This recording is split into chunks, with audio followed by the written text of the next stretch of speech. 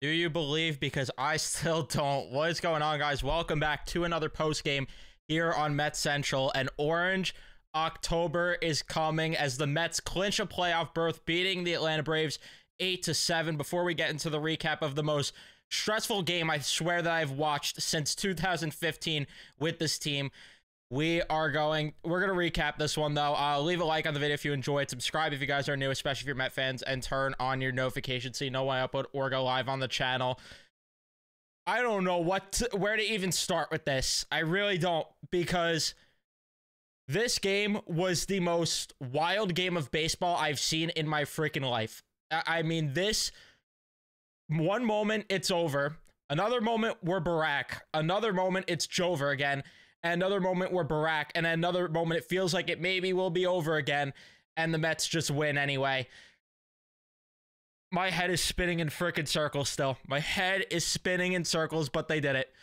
They did it. I had a feeling going into the year this team was going to win 87 games. That's what I said, and they'd make the playoffs. It took 89, but they freaking did it. And now the Atlanta Braves, thank God they won this first game, because now they got to use hit my mic there. Now they got to use Chris Sale. They got to try hard in game 2. And oh, by the way, the Mets made them piss away their entire good part of the bullpen. And granted, the Mets had to use theirs, which sucks for going into either Milwaukee or San Diego for tomorrow. But for Atlanta, I want nothing more than the Mets somehow with their backups in the lineup for game 2 to beat that team after the shit that they pulled, the garbage they pulled with this doubleheader to begin with, the fact that the Mets had to play it. So I don't care. I don't feel bad. The Braves have had enough success in my life. I don't care enough. But the Mets, so many guys that, man, we have just ripped on over the past few days that stepped up in this game. And just even all season that we have ripped on, the amount of guys that stepped up, it's unbelievable. It is just truly unbelievable. It looked like this team was going to be dead in the water because Spencer Schwellenbach just owns this team. I mean, there's just no way around it. Even though the Mets won this game, and even though things looked better towards the end of Schwellenbach being in the game, long story short, he is their daddy. It is what it is. But the Mets took their opportunity the second he was out of this baseball game. And that was the difference. And Tyler Miguel, a guy that got ripped on all season long, he hung 2 brutal sliders, which I have no idea still why the hell he was throwing those sliders to begin with. He hung 2 brutal sliders that left the ballpark.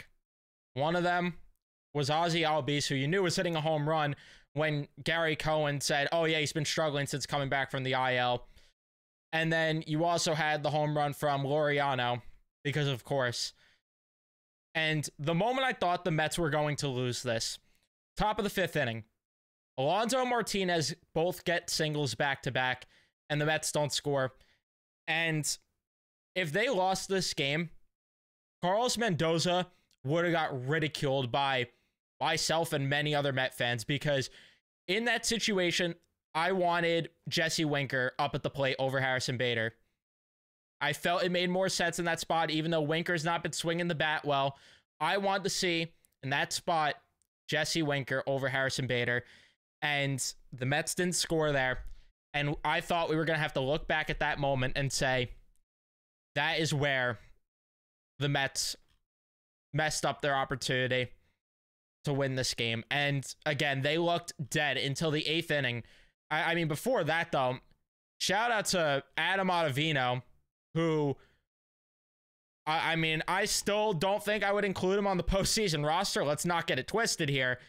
But for someone that we ripped on all year, yet again, like I've been mentioning,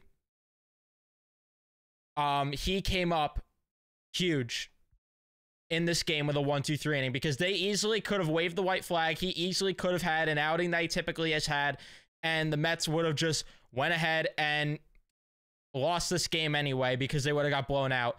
But instead,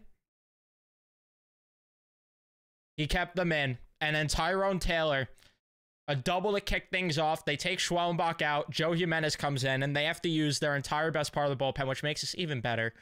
Alvarez gets a double, 3-1. Starling Marte comes up the pinch hit. I owe Starling Marte the fattest apology in the world right now, at least, because obviously come postseason, let's see what he does, because now I'm ready to, like, that's what matters more to me, long story short. But Starling Marte gets a single, and then Francisco Lindor makes it 3-2 with a single.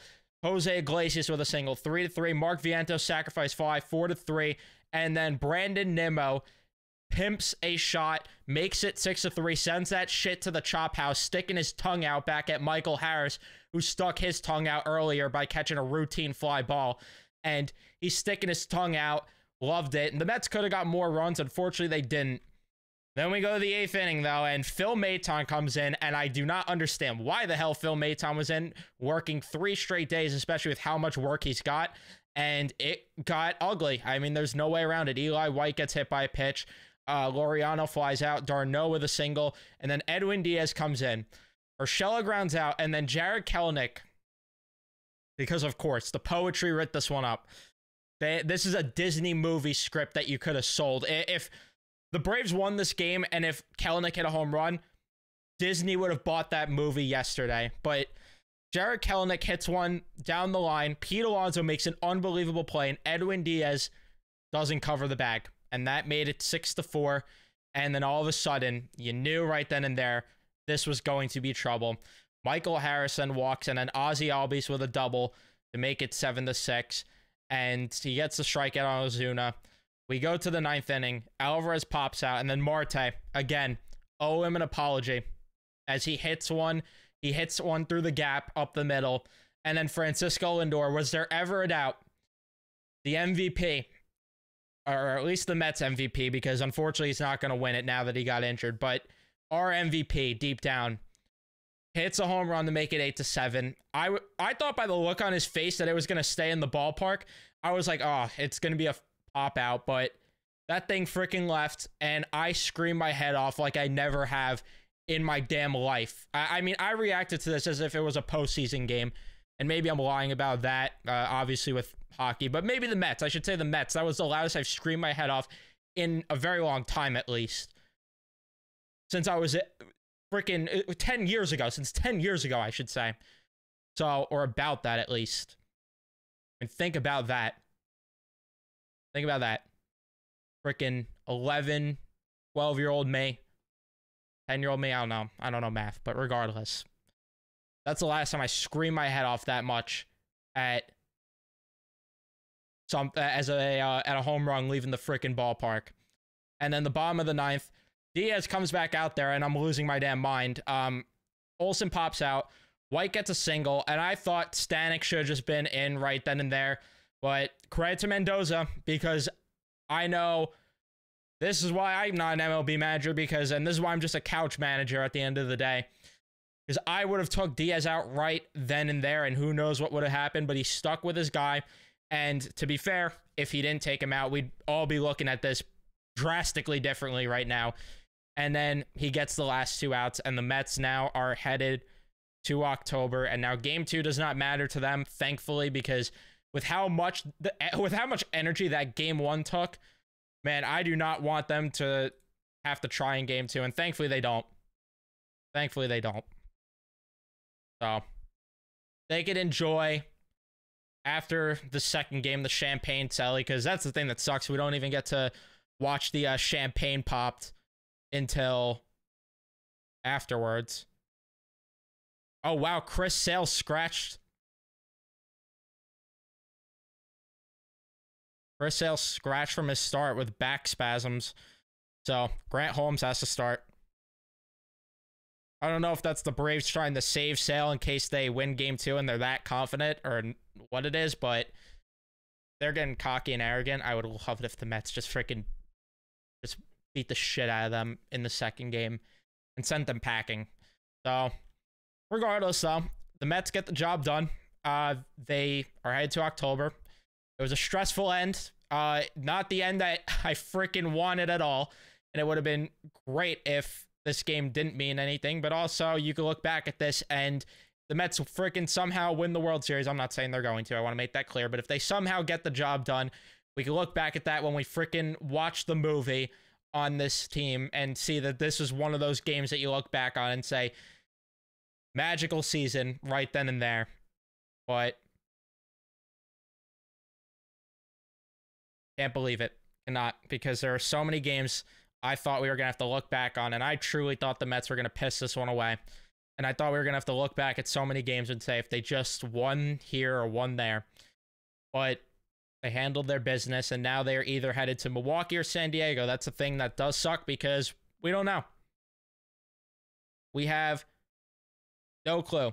Now we have to wait and see who they face, because if the Mets win game 2, they are headed to San Diego. If they lose game 2, then they're headed to Milwaukee. So we have no idea yet.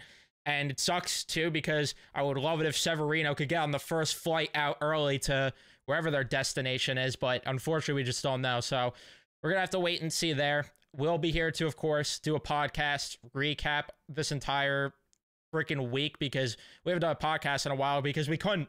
We just simply couldn't with the circumstances of the hurricane and everything. But we will be recapping that. We will be recapping a bunch of, or previewing whoever they face, I should say.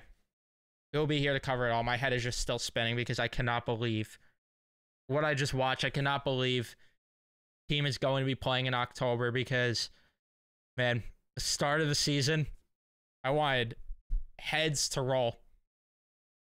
And now all of a sudden, we're here. We are here. Never a doubt, right? But we'll see what happens. So, Holmes going for the Braves. We don't know who's pitching for the Mets still. I expect them to just call up a 29th man and just let them ride out the game and let them just go as far as they need to. Who cares about the pitch count, whatever. Just let it ride with that. It will probably just be, like, call up Mike Vasil. I don't know. Call up whoever, and we'll see what happens. But we'll be here to recap it either way. That is going to be it for me. Thank you guys so much for watching. Do not forget to leave a like if you haven't. Do not forget to subscribe. Turn on your notifications so you know when I upload or go live. And Orange October is here. I'll see you guys in the next one.